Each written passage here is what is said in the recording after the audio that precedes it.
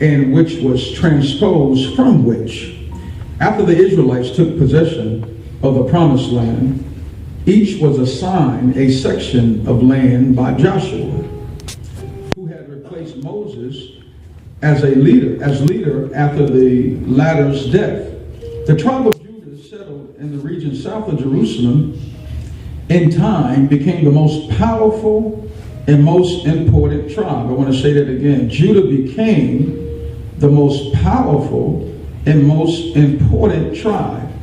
Not only did it produce the great kings, David and Solomon, but also it was prophesied the Messiah would come from amongst its members. Modern Jews, moreover, trace their lineage to the tribes of Judah and Benjamin, absorbed by Judah, or to the tribe or group of clans, religious functionaries known as Levites. This situation was brought upon by the Assyrian conquest of the kingdom of Israel in 1721 BC, which led to the partial dispersion of the 10 northern tribes and their gradual assimilation by other peoples. Legends thus refer to them as the 10 lost tribes. The southern kingdom of Judah thrived until 587/586 BC, when it was overrun by the Babylonians, who carried off many of the inhabitants into exile. One more time. The southern kingdom of Judah thrived until 587/586 BC, when it was overrun by the Babylonians, who carried many of the inhabitants into exile. I don't want you to miss this part. When the Persians conquered Babylon in 538 BC, Cyrus the Great allowed the Jews to return to their homeland, where they soon set to work to replace the magnificent temple of Jerusalem that the Babylonians had destroyed. The history of the Jews from that time forward, predominantly the history of the tribe of Judah. Let's go back for a second real briefly. So what it's telling us is that Judah became the most powerful tribe. And the reason why Judah became the most powerful tribe, because it was predicted, prophesied, that the Messiah would come from Judah. Now here's what I want you to catch. It says that the inhabitants were exiled. Now, if you look at the maps prior to 1747, Judah made up all of West Africa. Please hear me on this. Prior to 1747, all of the maps show that Judah made up all of West Africa. Then it says they were exiled, Sister Jordan. That means that they were no longer in their native country. Right. Book of Genesis chapter 15 verse 13 says that Abraham's seed would be afflicted and taken into a strange land for how long? 400 years. So Judah now is in a strange land. They started in the Jerusalem area. Then they went into West Africa. Then they went into a strange land. Does anybody know where that strange land is? America. Where? America. America, the United States of America. The tribe of Judah is in the United States of America. And they look just like me and you. How do we know? Those two sisters right there. The book of Revelations. The book of Revelations open up in chapter 1. It says the revelation of who? Jesus Christ. Right? Then it go down to Revelations 1 and 14 real quick. It says that Jesus, come on somebody, he had hair like what? Wool. Lamb's wool. If you don't know what lamb's wool look like, there it is right there.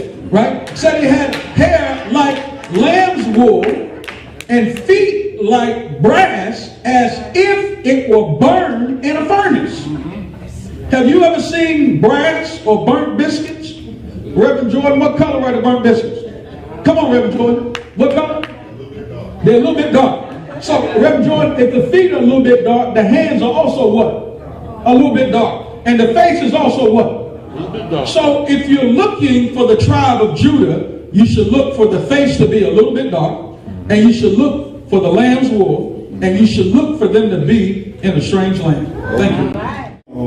I'm going to talk about the tribe of Ephraim, but I'm not going to read from the paper, okay? Right. So, first thing I want to say is that when our ancestors wrote scriptures, they wrote them in 3 phases. It wasn't just a literal sense. You got a literal sense, you got a spiritual sense, and you have an astrological sense to the scriptures. So I'm going to talk about the tribe of Ephraim. They come from the son of Joseph, the son of Jacob, who also had Manasseh, which was his firstborn. But Jacob foresaw that Ephraim's descendants would be greater, so Ephraim received the blessings of the firstborn. The tribe of Ephraim entered into the land of Canaan during the conquest by Joshua when they formed the first kingdom of Israel. Ephraim territory was the center of Canaan, west out of Jordan, south of the territory of the tribe of Manasseh, which had formed the house of Joseph, and north of the tribe of Benjamin. So you have the first king of the northern kingdom was Ephraim, named Jeroboam. The tribe of Ephraim was one of the tribes of Israel. The tribe of Manasseh, together with Ephraim, also formed the house of Joseph. Now I want to turn everybody's attention to the story of Ahab and Jezebel. You can start reading this at 1 Kings, the 16th chapter, the 28th verse. All right, according to the scriptures, Ahab did evil in the sight of the Lord above all that went before him. He married Jezebel and worshipped Baal, a Canaanite deity, and set up an altar. Ahab had all the power. He gave all the power to Jezebel, who went on a mission killing the prophets until God sent Elijah to tell him that the famine was coming, which was coming in the form of rain. No rain unless they stop worshiping the false idols. All right. The Creator has a way of getting your attention when you turn your back. Right. Long story short, famine was all over the land. Long story short, famine was all over the land. And there was no rain for 3 years. So God told Elijah, go show thyself unto Ahab, and I will send rain upon the earth. Word got to Ahab that Elijah wanted him to gather all the prophets and meet him on Mount Carmel. We're going to end this once and for all, right? I'm paraphrasing. You build an altar, put meat up there, lay wood around them, and put no fire. You call on the name of your gods, and I will call on the name of the Most High.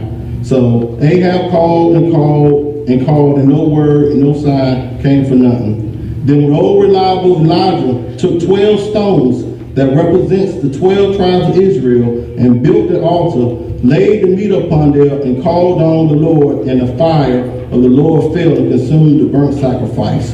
The people saw this and said that the Lord was great, and they slew the prophets of Baal. Eventually Ahab and Jezebel was killed because the tribe was conquered by the Assyrians.